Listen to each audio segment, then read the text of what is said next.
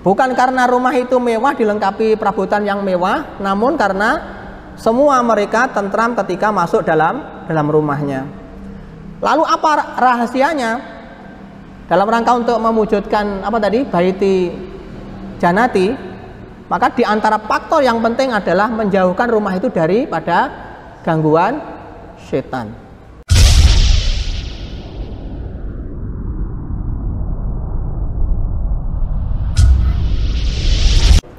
Bismillahirrahmanirrahim. Assalamualaikum warahmatullahi wabarakatuh.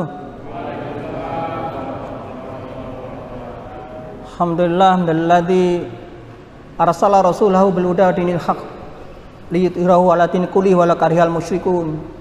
Asyhadu an la ilaha illallah wahdahu la syarikalah wa asyhadu anna Muhammadan abduhu wa rasuluh.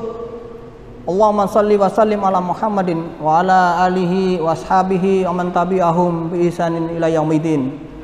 Ibu-ibu, bapak-bapak, saudara-saudara sekalian rahimakumullah, alhamdulillah di malam hari ini Allah masih memberikan hidayahnya kepada kita semua, baik itu hidayah Islam, keislaman, keimanan, kesehatan, kemauan dan kemampuan, dan alhamdulillah bisa kita maksimalkan untuk terus meningkatkan nilai ibadah kita kepada Allah Subhanahu wa taala. Salah satunya adalah kita hadir di sini dalam rangka untuk talabul ilm.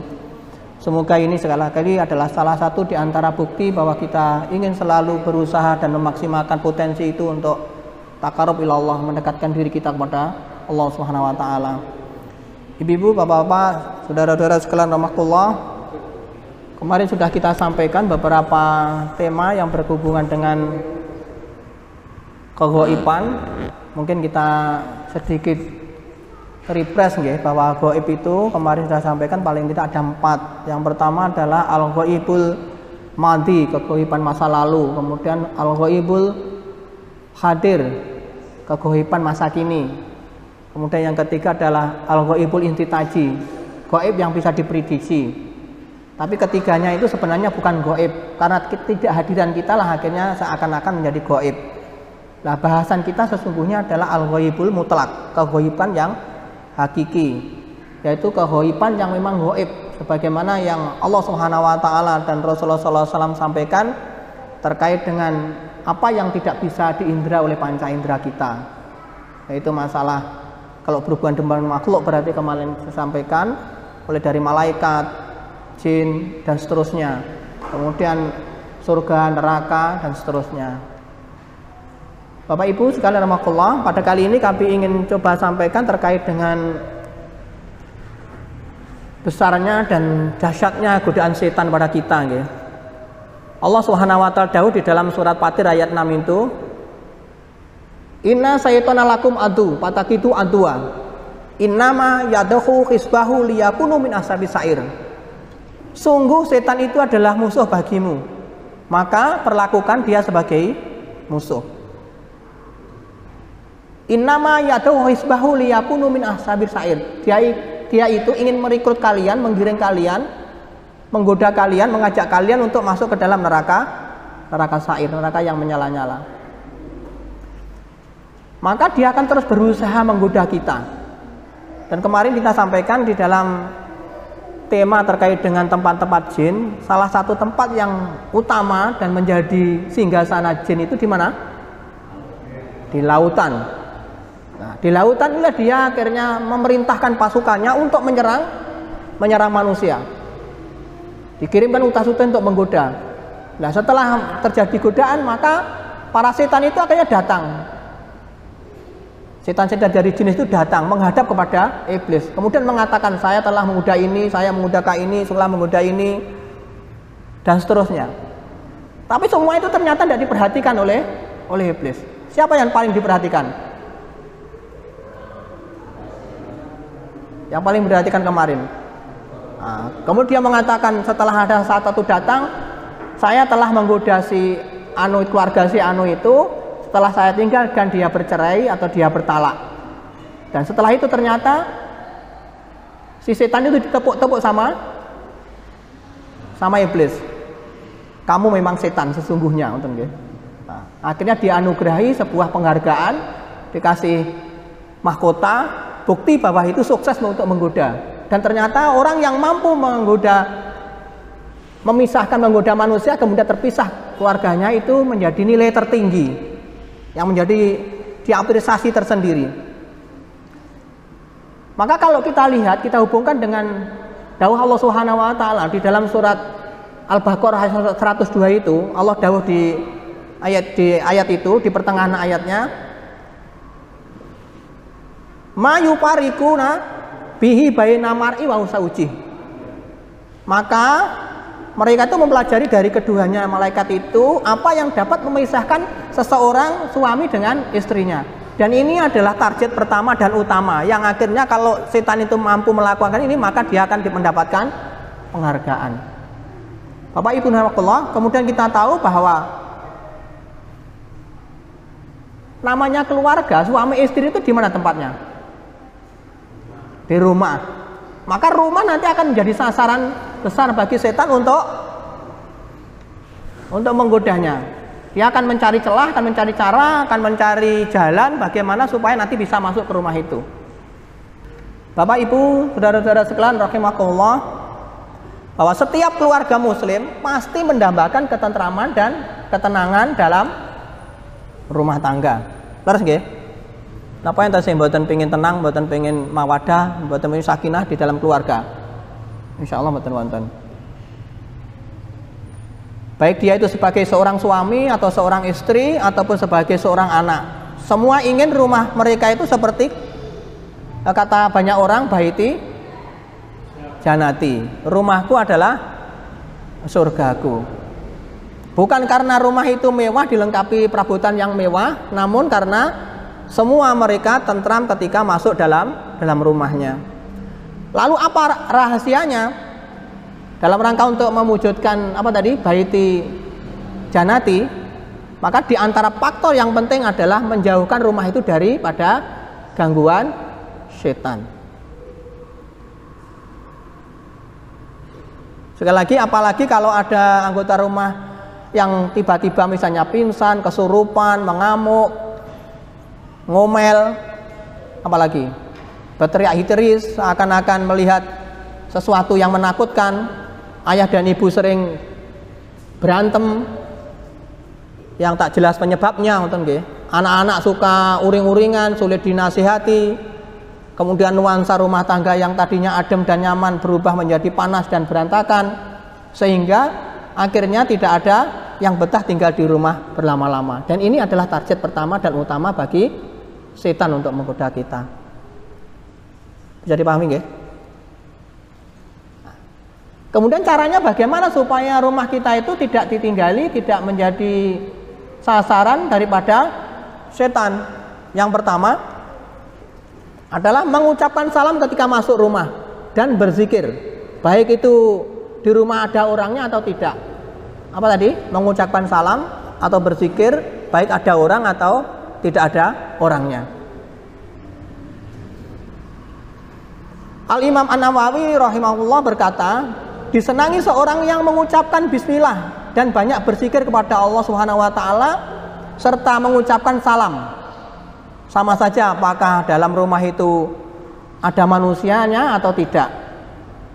Allah Subhanahu wa taala dawuh di dalam surah An-Nur surat ke-24 ayat 61. Wa idza dakhaltum buyutan fasallimu ala anfusikum. Apabila kamu memasuki rumah, hendaklah kamu memberi salam kepada penghuninya, yang berarti memberi salam kepada dirimu sendiri. Tadi salam kita yang kita ucapkan itu, walaupun tidak ada orang, itu adalah salam untuk diri kita sendiri. Kemarin kami sampaikan salah satu hal yang terbaik dalam kehidupan kita adalah kita banyak mendoakan orang-orang yang tidak kita, ada orang-orang yang di luar kita. Atau orang yang kita mendoakan orang-orang yang tidak tidak berada di sekitar kita, atau orangnya tidak mengetahui bahwa kita doakan. Bapak Ibu, saudara-saudara sekalian rahimakumullah, sedangkan mengucapkan salam pada rumah yang tidak berpenghuni atau tidak ada seorang pun di rumah tersebut tidaklah wajib sesungguhnya, namun hanya disunahkan. Tapi kita sebagai seorang yang beriman, namanya sunnah itu kan luar biasa. Kalau kita kerjakan kita mendapatkan nilai pahala di sisi Allah Subhanahu wa taala. Kita mesti tidak akan meninggalkan walaupun hanya sekedar sunnah ngoten nggih. Beliau dawuh Ibnu Umar radhiyallahu anhu berkata, "Idza dakhalal baiti," jika seorang masuk ke rumah yang tidak didiami, maka ucapkan assalamu alaina wa ala ibadillah his-sholihin. Assalamu alaina wa ala ibadillah his-sholihin. Salam bagi diri kami dan salam bagi hamba yang soleh. Ini kalau kita masuk rumah yang tidak ada penghuninya. Kalau kita tahu jelas-jelas ada penghuninya, berarti kita mengucapkan salam biasa kan. Assalamualaikum warahmatullahi wabarakatuh.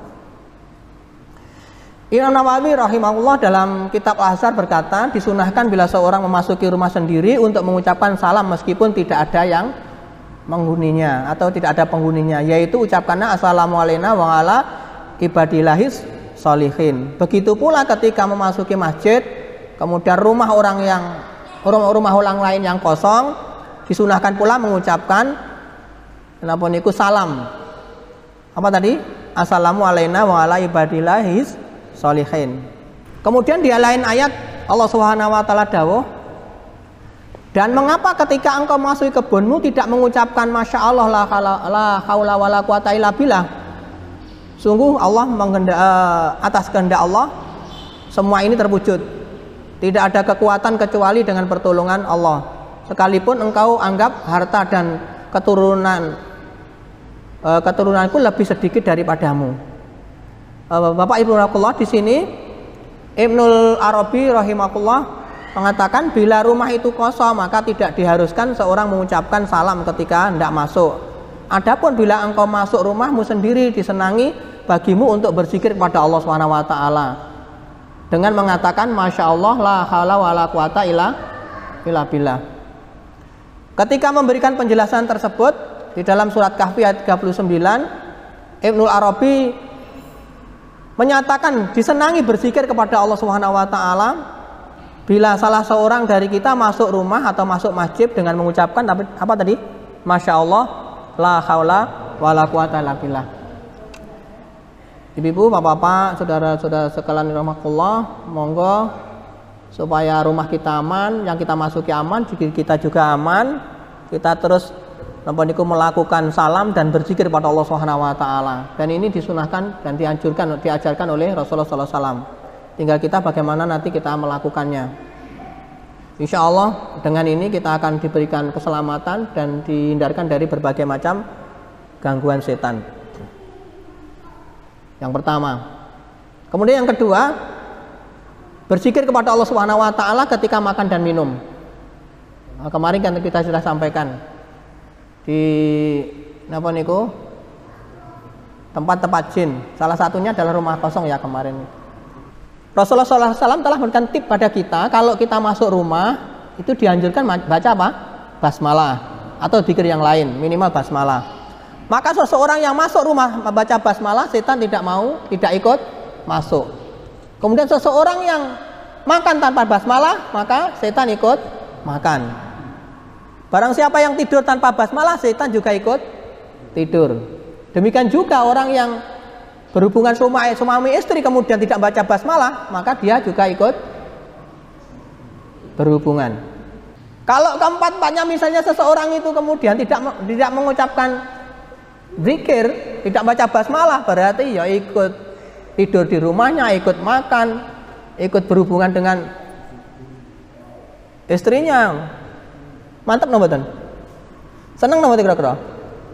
Seneng. Terus kudune apa dhewe piye? Maka banyak-banyak zikir. Minimal kita baca basmalah. Ini penting Bapak Ibu Allah. Kesusu mlebu rumah ndak mengucapkan salam, ndak baca basmalah. Kesusu makan juga begitu tanpa basmalah. Tidur tanpa basmalah. Lek mboten apal pripun lek mboten apal? Lek mboten apa jadi pasang tengah jeng dipasangi doa arep pintu. Kemudian mangke nenggone tempat makan dikasih doa. Ora apal doane turu ya diplek nggone kamar tidur dikai doa. Termasuk doa hubungan suami istri nanti ya diplek ning mriku, dipasang supaya jenengan saged apal. Ana kisah lucu nggih. Anaknya melok turun ngono kemudian anaknya napa niku baca doa hubungan suami istri. Piye wacane? Allahumma janibna syaitan wa janibis syaitan ma razaqtana. Kemudian di sekolahan ditanya sama gurunya, "Le, doane tidur bagaimana, Le?" Sing diwaca apa? Doa hubungan suami istri. Bapak Ibu Allah, intinya bagaimana nanti kita bisa napa niku ingat terus bahwa kita itu selalu apa niku harus selalu berzikir pada Allah Subhanahu wa taala supaya nanti kita dijauhkan dari berbagai macam gangguan setan. Dan Rasulullah SAW telah memberikan tip itu semua. Dari Jabir bin Abdullah, ia pernah mendengar Rasulullah SAW bersabda, saya bacakan artinya di dalam hadis riwayat Muslim nomor hadis 2018. Jika seorang memasuki rumah lantas menyebut nama Allah saat memasukinya, begitu pula saat makan, maka setan pun berkata pada teman-temannya, kalian tidak ada tempat untuk bermalam dan tidak ada jatah untuk makan.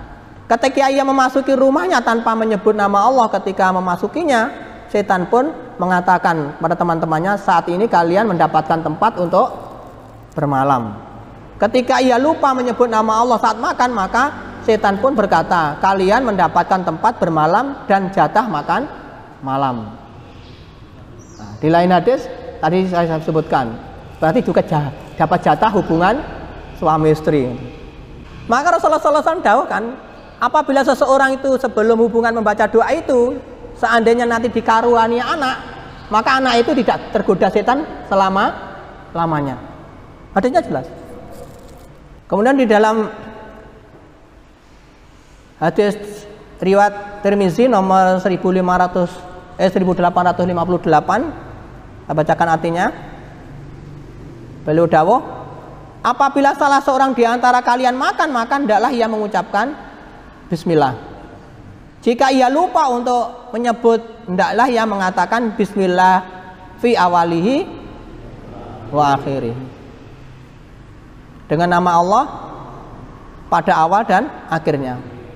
Jadi Bapak Ibu Allah, kalau nanti kita lupa baca basmalah, berarti kita dianjurkan untuk mengucapkan itu pada saat kita ingat. Nah, di lain hadis maka setan itu akan memuntahkan makanannya kalau makan. Kalaupun nanti masuk rumah berarti dia akan lari dari rumah, kan ngoten. Nah, semoga ini penting Bapak Ibu Allah, walaupun sederhana. Kalau nanti kita biarkan berbahaya, lama-lama dia itu senang dan tentram bersama kita. Oleh tempat turu, oleh tempat makan, oleh tempat niku wau. Akhirnya malah menyebabkan kita terbelenggu dan dikelilingi berbagai macam godaan dan gangguan setan. Kemudian yang ketiga, supaya rumah kita itu tidak dimasuki oleh setan, yang kita lakukan adalah banyak membaca Al-Quran dalam rumah. Banyak membaca Al-Quran. Dalam sebuah asar itu napa niku ucapan para sahabat ya. Apa yang dilakukan oleh para sahabat. Yang diriwayatkan oleh Imam Ad-Darimi, dan asar ini dinilai sahih oleh Imam Ibnu Hajar Asqalani. Abu Hurairah berkata, rumah yang dibacakan Al-Quran yang pertama akan terasa luas bagi penghuninya. Jadi kita merasa lapang ngoten nggih. Ada orang yang rumahnya sempit tapi merasa lapang, ada orang yang rumahnya lapang merasa sempit. Enten nggih. Kemudian yang kedua akan dihindari atau dipenuhi oleh para malaikat. Berarti kalau malaikat datang memenuhi rumah kita, berarti setan akan lari dari rumah itu. Kemudian yang ketiga, setan akan pergi meninggalkan rumah tersebut karena setan berada di situ. Karena malaikat berada di rumah kita. Kemudian yang keempat, akan banyak kebaikan dalam rumah tersebut, akan mendapatkan banyak keberkahan. Maka sebaliknya, rumah yang tidak dibacakan Al-Quran akan terasa sempit bagi penghuninya, akan ditinggal oleh malaikat, akan dihindari oleh setan. dan sedikit kebaikannya. Bapak Ibu sekalian, jelas nggih insyaallah?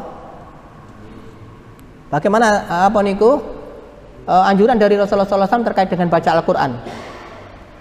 Kita dianjurkan mengkatamkan berapa hari?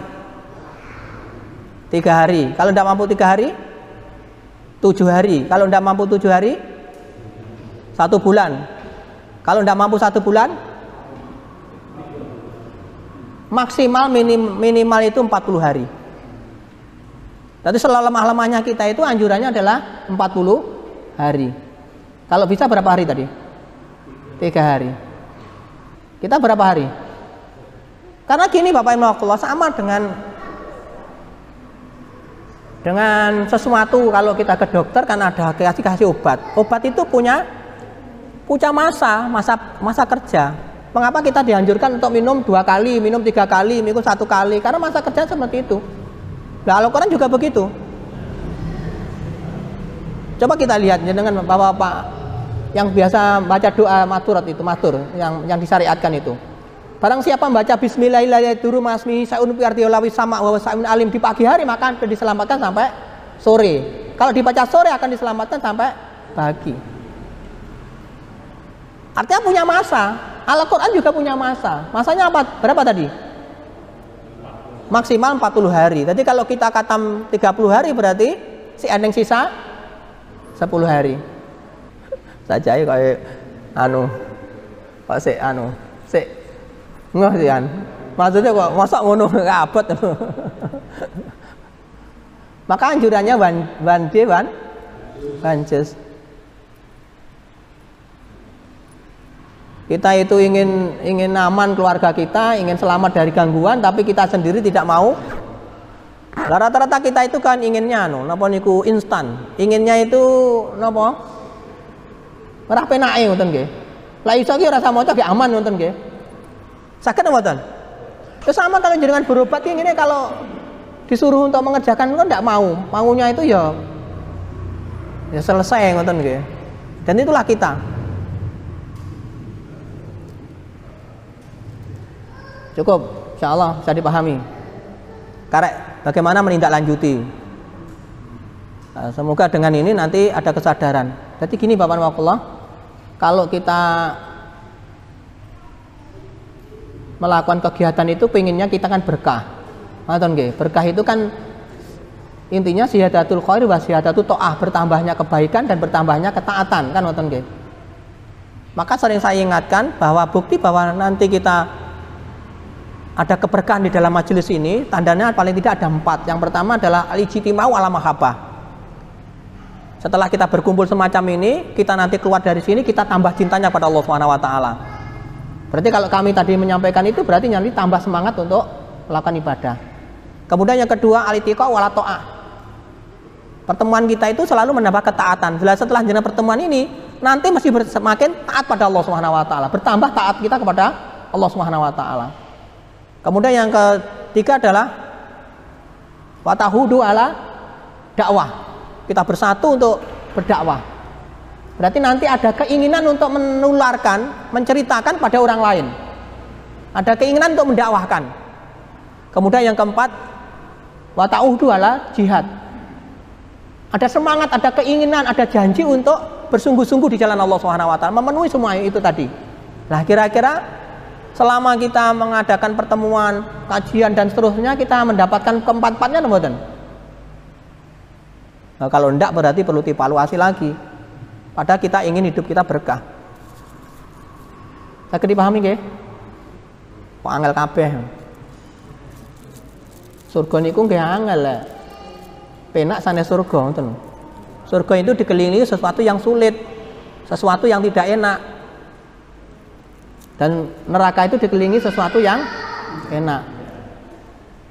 Surga niku nggone ning dhuwur, neraka nggone ning ngesor. Lah jenengan pengen ning penak ya celurut nemen nyeblok plung. Lah pengen angel ya harus menanjak. Harus mendaki. Cukup insyaallah. Moga-moga saged dipahami. Kemudian yang keempat, membaca surat Al-Baqarah dalam rumah. Membaca surat Al-Baqarah. Bapak Ibu, kalau kita misalnya bisa khatam 30 hari, berarti setiap 30 hari kita baca surat Al-Baqarah. Kalau melihat napa niku perintah dari Rasulullah SAW untuk mengkatapkan semalah-malahnya kita 40 hari, berarti kita nanti mesti napa niku aman rumah kita. Karena masih ada sisa 10 hari kan. Kita baca Al-Baqarah tanggal berapa nih? Tanggal 1, besok tanggal 1 lagi kita ketemu surat Al-Baqarah. Pada masa kedaluarsanya berapa tadi? 40 hari, berarti saya ada sisa 10 hari. Akhirnya mergane dibacakan Al-Baqarah, dibaca Al-Baqarah ngoten nggih. Maksudnya ini motivasi bagi kita untuk terus merutinkan baca Al-Qur'an sehingga nanti pas 30 hari lagi insya Allah kita ketemu Al-Baqarah. Kalau kita khatam 3 hari berarti 3 hari kita ketemu Al-Baqarah. Kalau 1 pekan berarti 1 pekan ketemu Al-Baqarah. Kalau khatam 30 hari berarti 30 hari kita ketemu Al-Baqarah. Dari Abu Hurairah, Rasulullah SAW bersabda, janganlah jadikan rumah kalian seperti kuburan. Karena setan itu lari dari rumah yang di dalamnya dibacakan surat Al-Baqarah. Yes, minimal surat Al-Baqarah mboten napa-napa. Nanti kalau ruqyah rumah yang dibacakan diutamakan surat Al-Baqarah. Jadi Bapak Ibu, perintahnya, anjurannya baca Al-Qur'an itu di mana? Di rumah. Di mana? Di rumah. Dan jenengan mau sing nang mana? Nang masjid kene ning omah ra maca wonten nggih. Nah, rumahnya dadi kuburan. Sekarang yang keberapa? 5. Banyak melakukan sholat nafilah atau sholat sunnah di rumah. Umar bin Khattab pernah mengatakan, sholat seorang di rumahnya adalah cahaya, maka hiasilah rumah kalian dengannya. Dalam hadis lain dari Sa'id bin Tsabit, Rasulullah SAW bersabda, sebaik-baik sholat seorang itu adalah di rumahnya, kecuali sholat wajib. Sebaik-baik sholat seseorang itu adalah di rumah, kecuali sholat wajib. Saya ulang lagi, sebaik-baik sholat itu di rumah, kecuali sholat wajib. Jadi usahakan nanti sholat-sholat nafilah kita, sholat-sholat sunnah kita itu dilaksanakan di rumah. Tapi griya kula adoh Pak, dalam kula adoh nggih. Mboten napa-napa berarti kita sholatnya di sini. Kalau sholatnya memang jauh kan wonten nggih. Tapi jangan sampai misalnya kita sholat malam, sholat witir itu di sini, sholat malam, sholat witir nanti di rumah. Sholat duha nanti di rumah. Karena sebaik-baik sholat itu adalah di rumah. Kecuali sholat wajib. Ojo malah kualik. Sholat wajib ning omah, kemudian sholat sunah nang masjid. Waya anu duha nang kene, kalau waya jamaah mulai ngoten nggih. Dalam hadis riwayat Bukhari, kalau mau lihat nomornya nanti 1187, Rasulullah SAW dawuh, jadikanlah sholat kalian di rumah kalian, janganlah jadikan rumah kalian seperti kuburan. Tadi sudah kita sampaikan. Al-Imam An-Nawawi rahimahullah berkata, Rasulullah SAW memberikan napa niku hasungan untuk mengerjakan sholat nafilah atau sholat sunnah di rumah karena hal itu lebih ringan dan lebih jauh dari riya, lebih menjaga diri dari perkara yang dapat membatalkannya. Juga jangan mengerjakan sholat nafilah di rumah akan memberikan napa niku dengan mengerjakan sholat di rumah maka akan berikan keberkahan bagi rumah tersebut. Akan turun rahmah di dalamnya. Demikian pula para malaikat, sementara setan akan lari dari rumah tersebut. Nah, itu dawuh Imam Nawawi. Bapak Imam Allah, monggo. Bagaimana nanti kita memaksimalkan rumah-rumah kita untuk sholat sunnah. Ini bagi bapak-bapak loh, nggih. Aja tiwalik engko. Nek tiwalik berarti ya apa? Yang dirukuh ngono ya. Kemudian yang keenam, Yang keenam, supaya rumah kita jauh dari gangguan setan, tidak memelihara anjing atau membiarkan anjing masuk ke dalam rumah kita. Jadi diusahakan kita tidak memelihara anjing.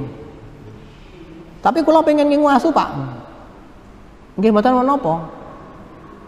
Tapi ditempatkan jauh dari rumah.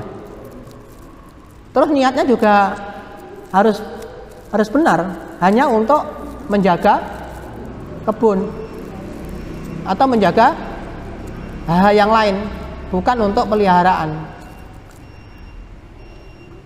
Barang siapa memelihara anjing tanpa kebutuhan, maka terkena ancaman hadis dari Ibnu Umar.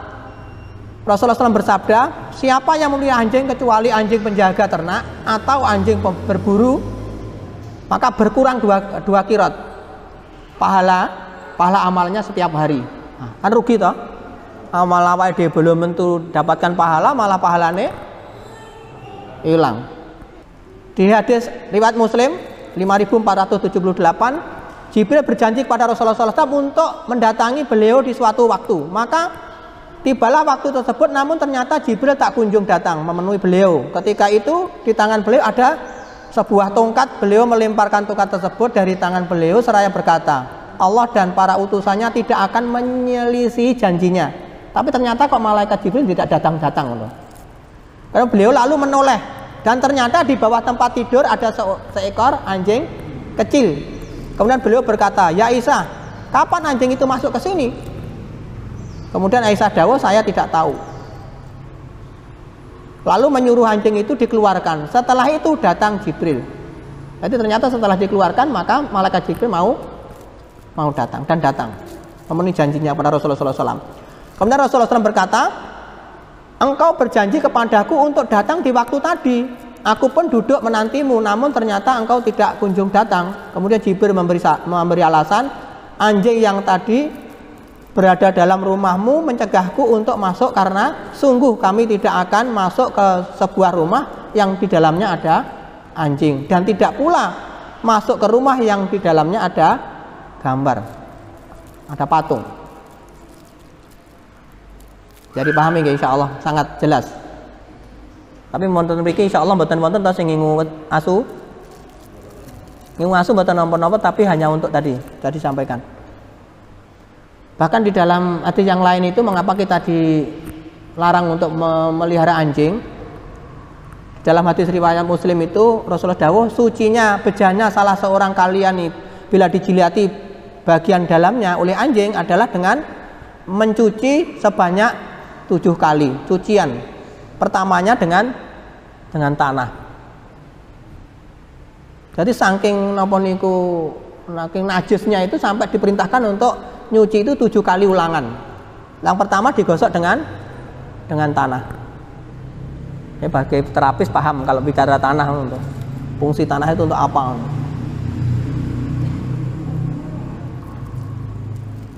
Kemudian satu lagi ya, apa? Yang ketujuh adalah sebenarnya masih banyak, tapi insya Allah dari ini jenengan semua sudah bisa napa niku menyimpulkan. Hampir sama lah hadis-hadisnya. Yang ketujuh adalah membuang lonceng dari rumah. Napa niku? Apa kuwi? Klinting ya. Mengapa? Karena Nabi SAW dalam hadis yang diriwayatkan oleh Muslim dari Abu Hurairah, beliau dawuh, lonceng itu adalah seruling setan. Lonceng. Apa mbah klinting? Para malaikat tidak akan menyertai perkumpulan atau rombongan yang di dalamnya ada anjing dan lonceng yang biasa dikalungkan di leher hewan. Jadi lawa dhewe duwe mbah, duwe apa kuwi? Kewan ora oleh diklintingi. Diklintingi mboten mbah.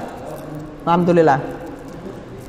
Syekh Muhammad bin Shalih As-Utsaimin rahimahullah dalam Syarah Riyadhus Shalihin beliau dawuh nggih, menyatakan bagaimana dengan jam beker dan semisal, apa biasanya dengar bel dipijet ding, assalamualaikum, ada musik, ada ini nggih.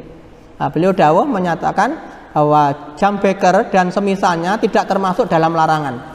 Begitu juga jam yang ada dalam pintu untuk bel yang ada di dalam pintu untuk minta izin, karena sebagian pintu ada bel untuk meminta izin. Ini juga tidak apa, tidak termasuk dalam larangan. Berarti yang dilarang tadi apa? Lonceng. Lonceng yang semana kalau di Kristen Yahudi kan untuk anu itu ya, di Kristen itu untuk bunyikan itu. Kalau di agama lain ada yang malah besar itu, dipukul sama alat besar juga. Karena ia tidak dipergunakan atau digantungkan pada hewan dan semisalnya. Tidak ada suara merdu yang terdapat larangan dari Rasulullah SAW. Lah beliau dawuh ngoten. Bapak Ibu Nakullah, mungkin dari sini ada yang mau didiskusikan? Monggo, belum kita akhiri. Ya. Apa setiap perceraian itu berarti gangguan setan, Pak? Kadang ada yang bercerai tapi dengan baik-baik. Mantap. Bapak Ibu Nakullah, apakah setiap perceraian itu gangguan setan? Kan ada orang yang bercerai dengan baik-baik, loh. Mantap. Jadi bercerai dengan baik,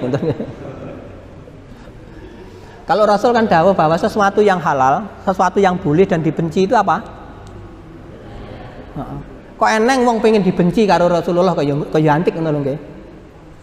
Itu boleh tapi dibenci, berarti ya pengine sesuatu yang halal, sesuatu yang boleh tapi dibenci itu apa? Salah satunya talak, cerai. Jadi pahami nggih? Dari rasa baik-baikan. Wonten ngapunten wonten lepatipun kita akhiri kanthi maos doa kafaratul majelis.